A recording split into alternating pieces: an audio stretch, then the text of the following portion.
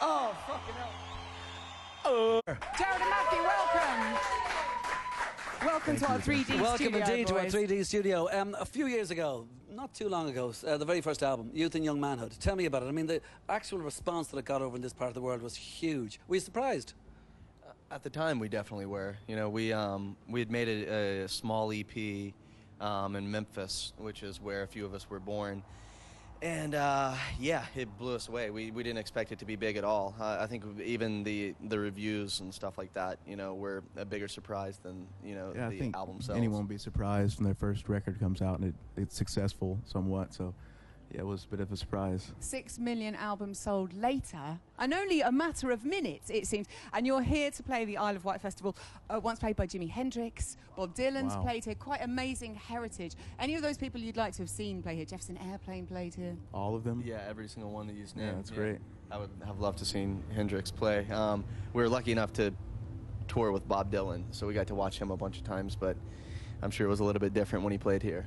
Fantastic. Bob's a bit dodgy live, though, isn't he? I mean, he might be God, but he's a bit dodgy. Oh, I just think he doesn't comment. really. I think he doesn't. Like, it's just like at this point, you know, he's been doing it for so long that he can just like do whatever he wants. So I think he tries to make it interesting for himself. And what are the things that you found really like huge over the last 10 years? I mean, like, there's one example would be you really love a band like Built to Spill, and suddenly they're supporting you. Is that like, how did this happen? Yeah, we've been listening to them forever. I don't know how did that happen? I asked if they could open up Good job, for us. buddy. That's awesome. I was Did just you ask listening in to a letter, or you just asked I face to asked face? if it's not anything cool. I asked our manager to ask them, and then he probably asked their manager. But yeah, I was just listening to them in the dressing room right before we came over. They were probably my favorite band from high school. I listened to them nonstop. And how does that feel when then they're supporting you? It feels Is that weird. a bit freaky? It made me. It's like weird when a band that you think is so cool, like opens up for you, because then it just makes you feel less cool. And I don't know if it makes them feel less cool opening up for us.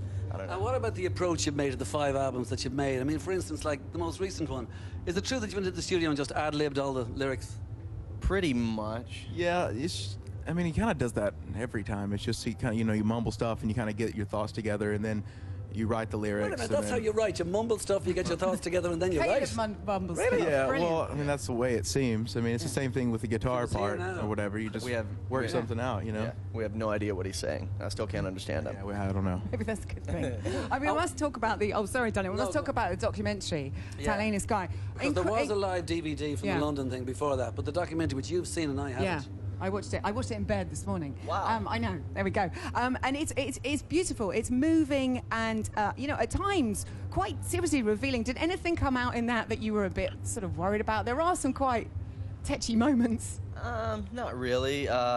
I did an outdoor interview that was really humid and my hair looked bad. That was about the only thing that I regretted about the entire documentary. Hair's looking good tonight, though. Yeah, it's you not wait that till you humid. get out there. Yeah. I had an umbrella on the walk over. It's a bit damp, though. Bless you. And what does your father, Pentecostal preacher, what does he make of your success? Because it is huge.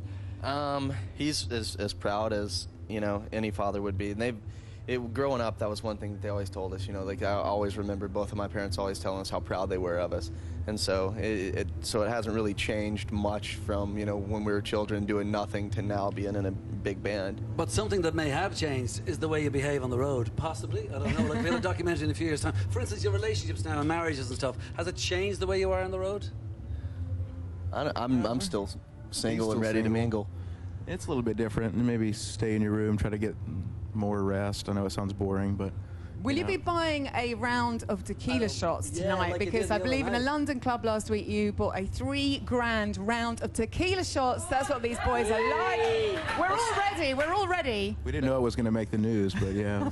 That's what I heard. fun. I don't remember doing it, but Yeah, that's what happens with tequila. totally. They tell me The everything. way rock bands are these days, they don't necessarily bring out albums as much as you have. Like 5 in about 7 years is a lot. It's kind of old-fashioned. I mean, I know the Beatles brought out 12 in 7 years or whatever, but these days there's usually a bigger gap. Might there be a bigger gap after Come Around Sundown? There's talk You of it, never but know. we always kind of talk about. We always taking say a we're going break. to take time off, and then somebody comes up with a cool riff or something, and then you it's got a like... live it's double to- album and say, come on, guys, get up and do Totally. something. Yeah, we get antsy, and that's another. Yeah, totally. There's so many things that go into it, but yeah, mainly we just get bored. so we make an album. All right, listen, guys, enjoy yourself on the stage tonight, headlining, Thank of course, here at the first day of the Isle of Wight. And thanks a million for talking to us. Right now, you're the last band on stage, on the main stage, here this weekend, tonight. Let's go back to the first band on stage. They started off today with Mike Peters from Wales, the rest of them from Scotland, of course. Well, kind of. It's big country. You ready to walk into the fields of fire?